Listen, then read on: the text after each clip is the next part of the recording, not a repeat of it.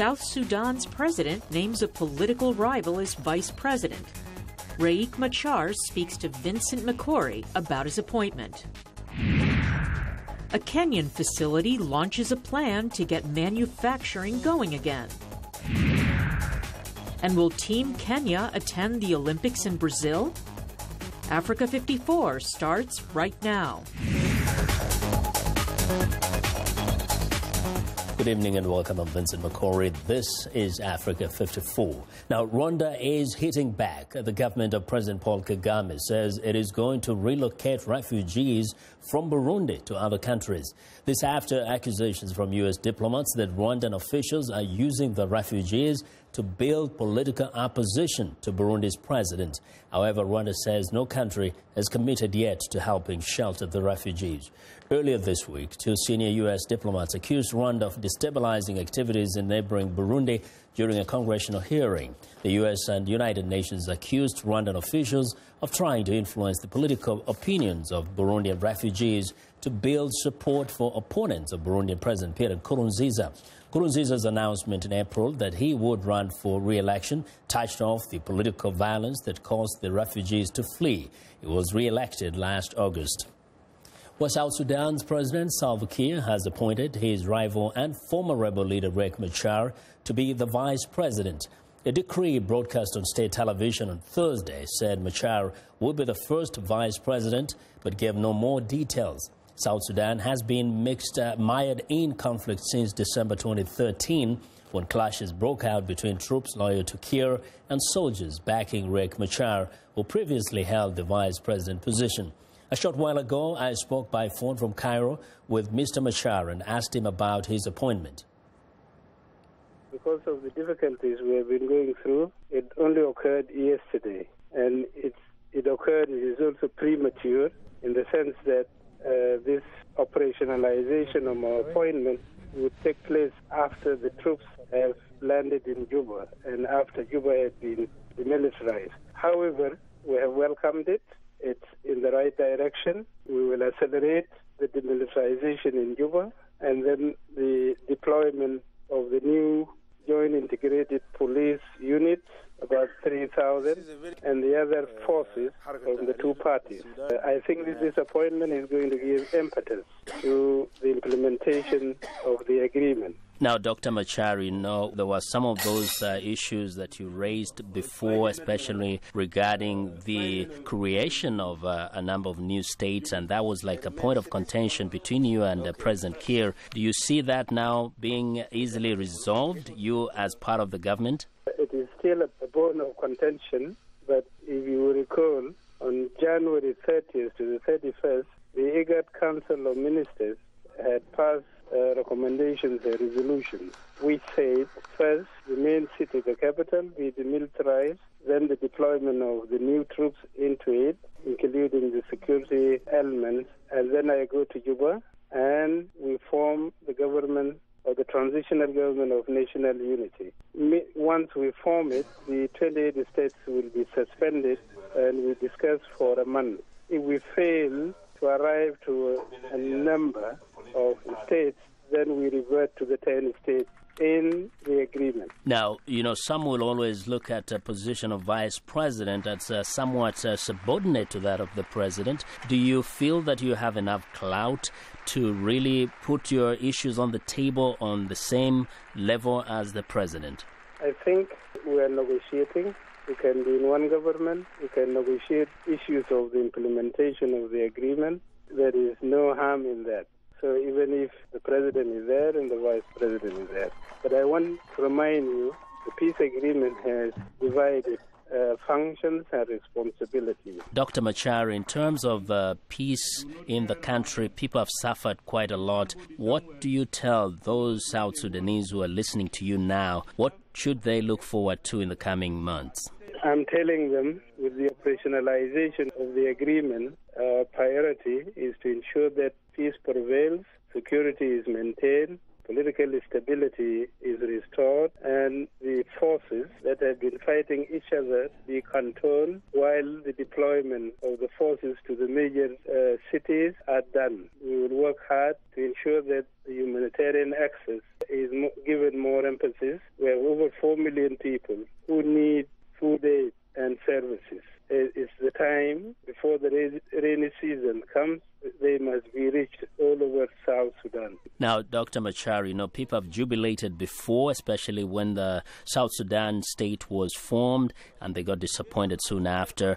Right now, there might be some celebrations, but definitely there are people looking at you and President Kiir saying what led to the new conflict was a clash of two big egos. What will you do differently this time to make sure you do not disappoint the people of South Sudan? We celebrated our independence. We cherished our independence in 2011, July 9th. We continue to cherish it. It's our hard-won gain of a long struggle. It's never going to be compromised. The differences in 2013 started a little bit earlier after the independence, and there are differences within the SPLM. There's no two egos. The issues I raised with some of my colleagues on December 6th were about 7. The constitution itself, the corruption, insecurity which was rampant in the country, tribalism which was eating our bureaucracy and our society, the fact that the ruling party, by its own verdict, said the SPLM has lost vision and direction, and the economic growth was not going as we expected. And finally, our relations with our good friends who helped out during the independence. These were not egos of two men. These were real issues. We have resolved these issues in Arusha, in an Arusha agreement. Now the current agreement, the IGAD-mediated agreement, is ushering in reforms in our governance. We will apply a federal system, reforms in the army, in the other national security organs, reforms in the economy, and also transitional justice. So these are not personal egos. Dr. Makori, Vice President, thank you very much for talking to us today. Thank you. Well, now groups of Islamic State fighters are quitting their bases in Libya, fearing Western airstrikes and heading south, posing a new threat to countries in Africa's Sahel region, including Niger and Chad. That's according to intelligence sources. African and Western governments fear that the vast lawless Sahel band to the south will become its next target, and say any large regional presence could be used as a springboard for wider attacks. The arid region stretching from the Sahara Desert to the Sudanian savannah is already home to roving Al-Qaeda Akim fighters who were scattered but not defeated by 2012 French military intervention in Mali. Well, now, international judges were expected to rule on Friday on whether they will admit witness testimony against Kenyan Deputy President William Ruto, a decision that could trigger the collapse of another major case before the International Criminal Court. If Ruto and his co-accused broadcaster Joshua Arap Sang succeed in having witnesses withdrawn testimony struck from court records, it will probably deal a death blow to the court's highest profile case. Prosecutors at the court, whose similar case against Kenyan President Uhuru Kenyatta collapsed last year, say 6 of their key witnesses were bribed or threatened into withdrawing their testimony. Now, compared to many other European states, Britain has agreed to accept a relatively smaller number of Syrian refugees. Just over 1,000 have arrived so far, and some are being resettled in remote corners of the country. Henry Ridgewell reports on why Britain's response has lagged behind its neighbours. It takes an hour to cross the North Atlantic swell from Glasgow to the windswept island of Bute in Scotland, the very northwestern tip of Britain. For more than 40 refugees in December, it was the last leg of a journey that took them from their homes in Syria via a camp in Lebanon to Britain. They were among those selected to be part of Britain's resettlement scheme for vulnerable refugees. Scotland volunteered to resettle the largest share in small rural and urban communities. I think the community is very, very sensitive to the fact that the communities, the Syrians that are coming over are probably coming over from a very traumatic experience. Yet some local people are concerned over whether the refugees would easily settle in on the island. Butte is, through no fault of its own, it's an overwhelmingly white, until now, overwhelmingly white community. Its religious background is almost exclusively Christian. Despite such differences, it is possible to integrate newcomers into the community, argues James Hampshire of the University of Sussex, a former advisor to the British government on migration. History shows us that over time these differences lessen, and some of the most important ways in which that can be achieved is by securing the economic integration of refugees and migrants, by enabling them to get jobs, and also by enabling their social integration. The University of Sussex, based in Brighton, has offered 50 scholarships to Syrian refugees, and the city itself recently welcomed several Syrian refugee families. Britain has pledged to resettle 20,000 Syrians by 2020, far fewer than many other European states. The government argues that Britain is one of the biggest donors to the humanitarian response in the region. The current government has a commitment to reduce immigration overall. And also the debate about immigration in Britain has become toxic, particularly surrounding the discussion around British membership of the EU. Now, whilst refugees are separate from that, they're caught up in it. Last month, 4 young Syrian asylum seekers living in the so-called jungle camp in the French port of Calais won a legal victory, allowing them to join family members already in Britain. Hundreds more cases are likely to follow. But the government has said it will fight each case. For most migrants hoping to reach British shores, the dream will remain out of reach. Henry Ridgewell for VOA News, London. We want to know what you think about issues that affect your daily life. So every week we ask you a question and we profile some of your answers. This week we asked, should the African Union send forces to Burundi without the government's consent? Well, Martin Nyalusi from Dar es Salaam in Tanzania says, I think the African Union should send forces in Burundi in order to keep the lost peace in Burundi, which is costing innocent people their life. Also, EAC members have to force Nkurunziza to accept forces in order to avoid civil war and refugees who are fleeing to Tanzania. Spencer Peter Luyombia from Entebbe in Uganda agrees. I support the AU to send troops to Burundi because the government is good for nothing, and concludes that Burundi can no longer protect and serve its people. Ray Osaro from Nairobi in Kenya also agrees the suffering people are much more valuable than a dormant seat, and concludes to continue ruling, the government needs people, not bodies. Well, thank you very much for your responses, and keep them coming. Our next question is, why does corruption persist in your country? Let us know. Go to Facebook. The address is Africa54, and tell me what you think, or send me a tweet at VOA Vince Makori. Well, and check out our headlines 24/7 on voaafrica.com. Coming up, a Kenyan startup advances technological innovation with an innovative incubation program. Stay with us.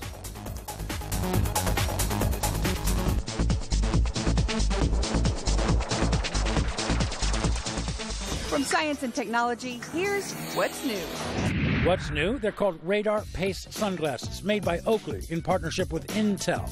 They're sunglasses that communicate with runners and cyclists as they work out, as demonstrated by Ironman world champion Craig Alexander in this Oakley promotional video. Okay, Radar, what's my workout plan for today? We're going for 20 miles, climbing 1,800 feet. Intel's technology will allow a cyclist to get updates about speed, distance, and power output through earphones that extend from the temple pieces to the ears. And not just data, but some coaching as well. I can tell this is too easy for you, so let's push a little harder. Oakley hasn't set a price yet on their Radar Pace sunglasses, which go on sale later this year. The question is, will this product appeal only to a niche market of very serious athletes, or will the average weekend warrior pay the price for Radar Pace? For VOA's What's New, I'm Todd Grosshans.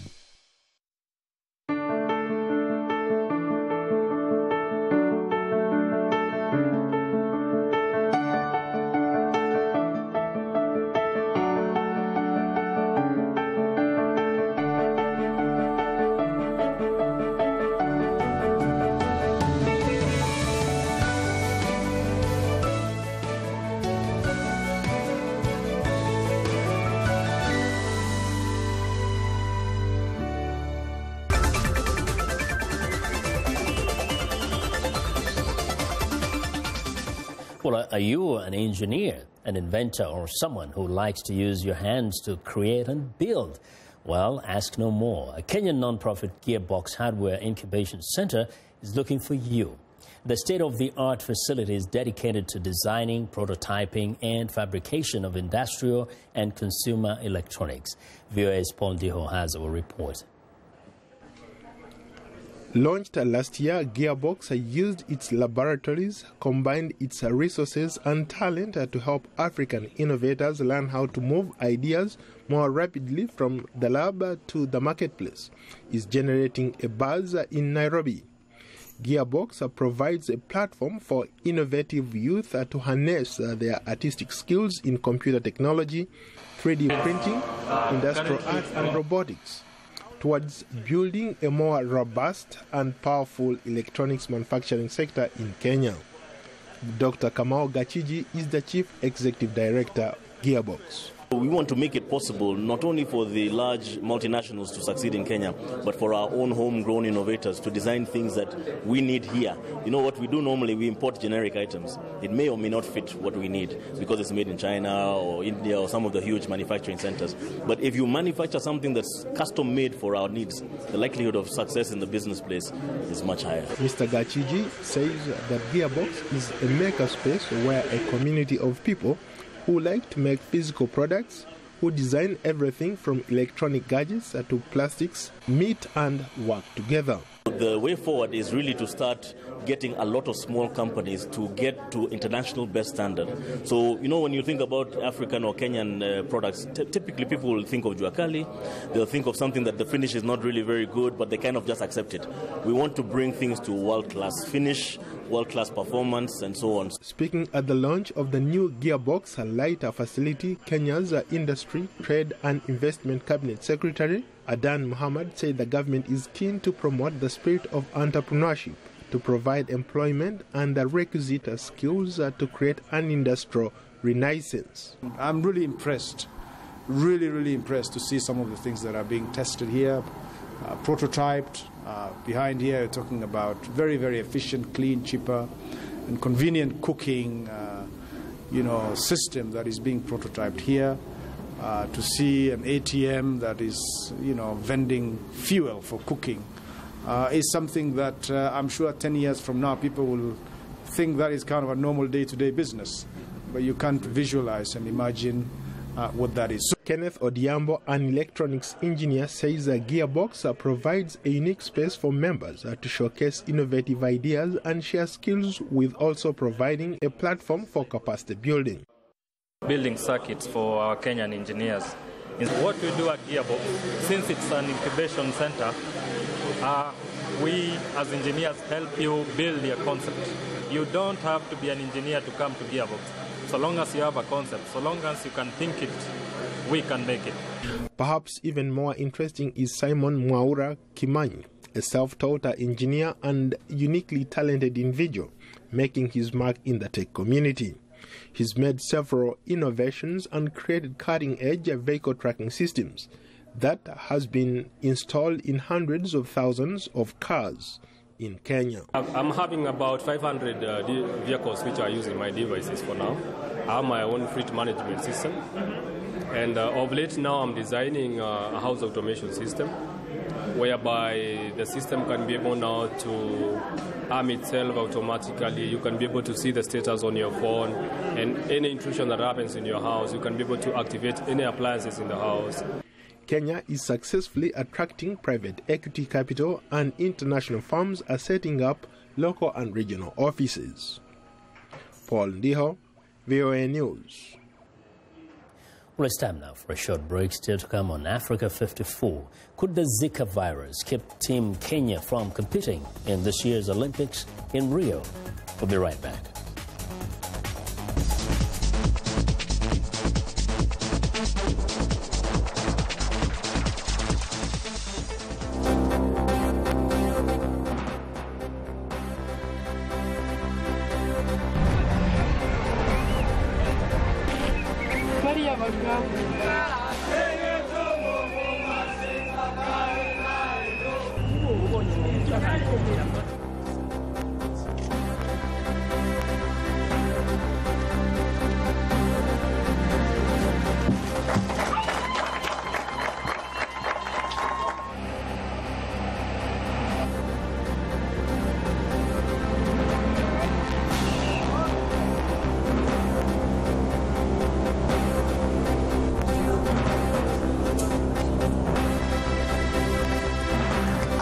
which converts sunlight, as you can see there. Light is on. So nice.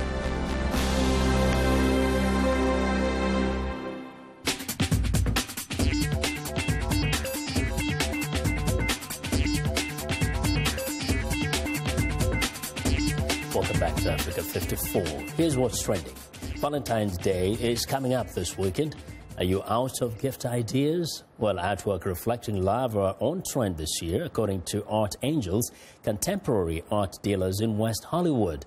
Pieces such as the Big Keys go for $50,000. Meanwhile, the offering, the In Love Room Special, which includes a romantic room, Le Belge Chocolatier Truffles, a bottle of champagne, and VIP access to the trendy Sky Bar. If you're looking for original jewelry, La Lique in Beverly Hills is the luxury lifestyle brand that sells decorative gift objects, fragrance, and original crystal jewelry for him and her. Well, next up, a tip of the hat to one of music's biggest trendsetters. BCBG Fall 2016 collection drew inspiration from visionary British rock star David Bowie at New York's Fashion Week. Bowie, who coupled hits such as Space Oddity with trend-setting pop personas like Ziggy Stardust, died at age 69 of liver cancer on January 10th. BCBG featured slashed leggings, collar-blocked bags, and shelling-trimmed sandals in their latest collection.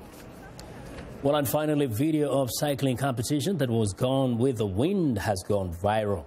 The third round of the Volta alla Marina was abandoned after incredibly strong winds forced riders off their bikes. Gusts of winds up to 150 kilometers per hour were reported by local media in Alicante. The 153 participants set off as usual, but they soon needed to dismount to the extreme conditions. Organizers do not seem confident that they can reschedule the race. And that is what is trending today.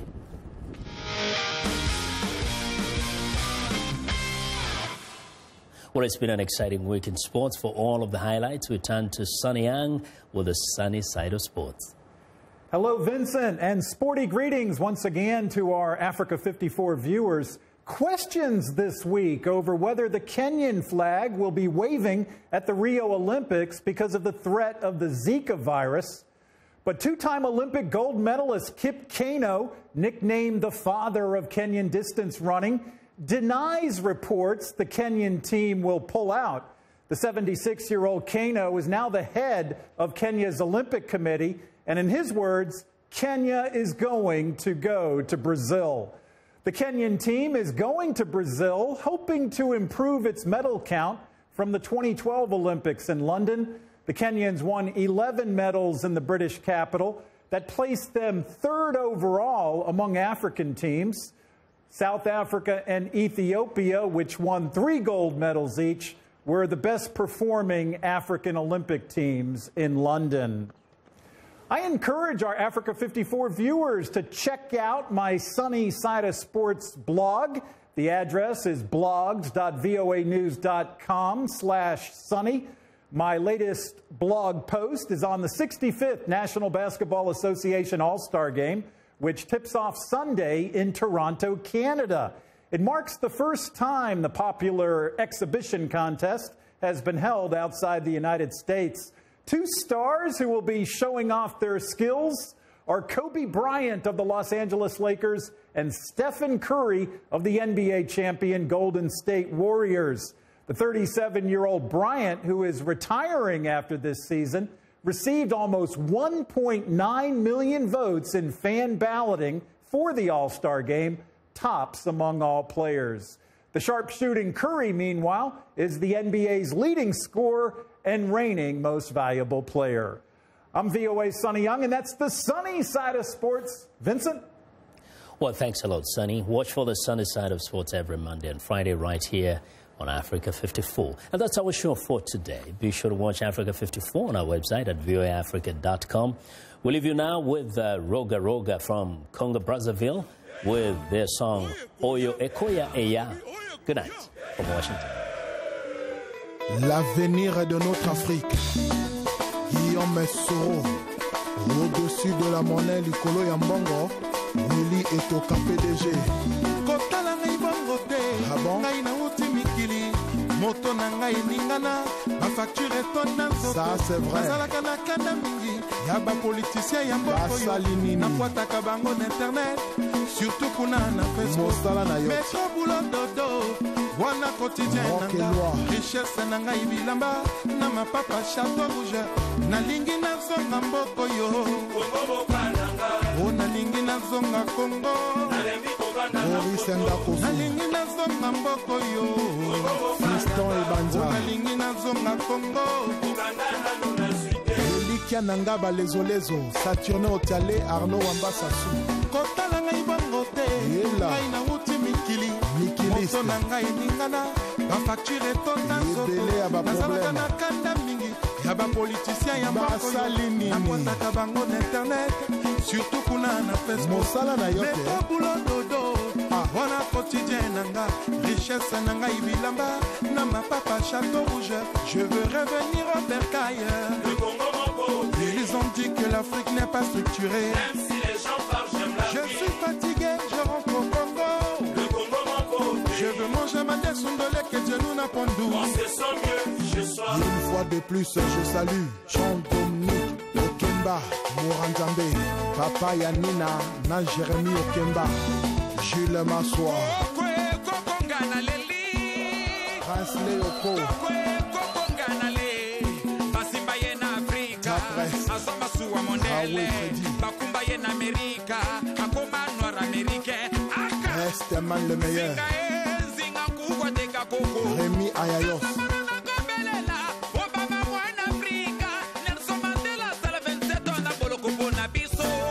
Gaël Nguesso, Mike Mwanga, Colombe Gambou, Philippe Pambou, Ligondai Commissaire, Robert Braza, Domis Kramendolo, Claudicia, Pierre ministre d'État Ahmed Bakayoko, Célestine Kwakwa, Hugues Colondele, monsieur le maire, le World Trésor Mopao, Thierry Bifuma, marquez-moi le but, Junior Igwe,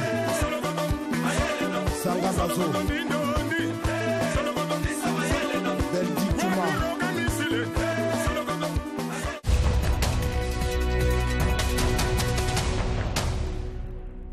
Welcome to the Voice of America's Newswords.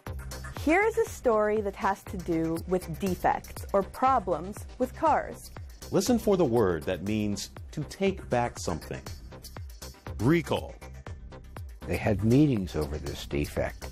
They shared complaints over this defect. Yet there was no investigation by the government and no recall by General Motors until 10 years later. Recall. It is a word that means to ask people officially to return something. In our story, there were major problems with some General Motors cars. The man says the U.S. government and the car company took too long to issue a recall, so the cars could be fixed. Now, when you hear the word recall, your American English will be good enough to know what this news word means.